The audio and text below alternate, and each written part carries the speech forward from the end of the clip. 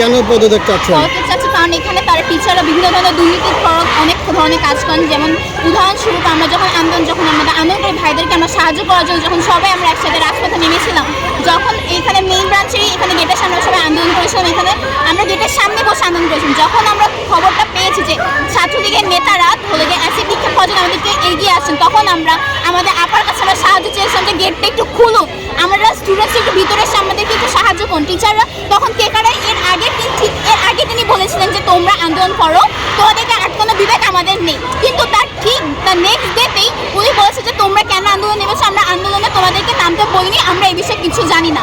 যখন আমরা বলেছি যে আপনি চাইলে আপনার হাতেই সব কিছু, আপনি আমাদেরকে বলেন গেটটা খুলে দিন, উনি খুলে দিবেন। আপা বলছে যে উনি স্কুলে নেই, উনি এসব ব্যাপারে কিছু জানে না।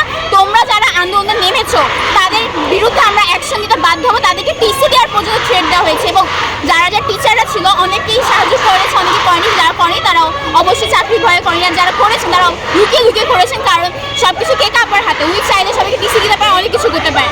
যারা লুকিয়ে করেছেন তাদের কোনো না কোনোভাবে আপার কাছে ইনফো দিয়েছে যে তারা সাহায্য করেছে। তাদেরকে আপার থ্রেট দিয়েছে যে তাদেরকে চাকরিচ্যুত করার থ্রেট দিয়েছে এবং বলেছে যে তারা যেন মানে শিক্ষকতা যেন না করতে পারে, এরকম থ্রেট দেওয়া হয়েছে। তারপরে তারা আপনাদের মধ্যে অনেকে স্লোগান দিচ্ছে যে দুর্নীতি করেছে। কি ধরনের দুর্নীতি করেছে একটু বলবেন? তারা দুর্নীতি করছে, তারা আওয়ামী লীগের এখন সাপোর্ট নিচ্ছে, যে তারা এখন যে শেখ হাসিনা যে এখন দেশ ছেড়ে চলে গেছে, তারা এখনও তাদের এখন সাপোর্ট নিচ্ছে যে শেখ হাসিনা এই করে সই করেছে। তারপরে আরও বিভিন্ন ধরনের দুর্নীতিপূর্বক কথা বলেছে।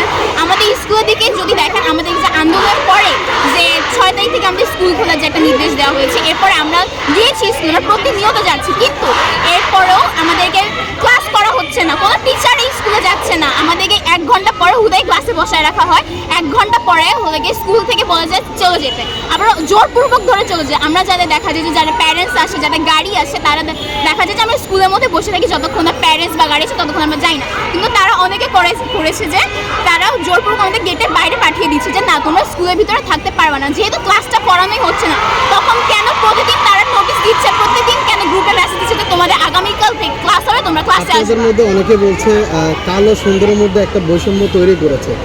ম্যাডাম যারা সুন্দর ছিল তাদেরকে ভালোবাসতো, যারা কালো ছিল তাদেরকে মোটা তাদেরকে দেখতে পারতো না। আসলে কি এরকম কিছু ঘটেছিল? এরকম ফারহানা আপা বলেছেন। আমি তো এই ব্রাঞ্চে আমি যতটুকু জানি তা বলছি যে ফারহানা আপা পদার্থবিজ্ঞান, উনি বলেছে যে তোমাদের রূপ গুণ দিয়ে কখনো এভাবে তোমরা ম্যাথ নিয়ে এরকম ভালো কিছু করতে পারবা না। তোমাদের তোমরা যতই সুন্দর হবা না কেন, তোমরা যদি সুন্দর দিয়ে তোমরা কখনো সুন্দর নারী হতে পারবে। যারা তোমরা ম্যাথ পারো না তারা কখনো তোমরা গুণধারী নারী বা বউ এরকম বিভিন্ন টাইপের কথা বলেছে তারা।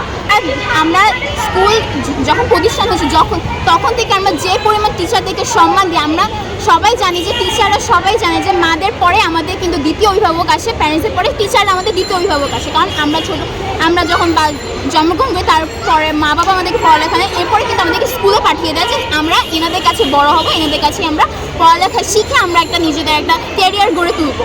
এখন আমরা যেদিন থেকে আমরা স্কুল থেকে ভর্তি হয়েছি সেই কাল থেকে আজ পর্যন্ত আমরা সেই একই তাদেরকে মার চোখে দেখে আসি, পিতা মাতার চোখে দেখে আসি। তাদের প্রতি আমাদের কোনো সম্মান, কোনো ত্রুটি হয়নি। আমরা চাচ্ছি যে আমাদের এক দফা আট দাবি যেন মেনে যায়।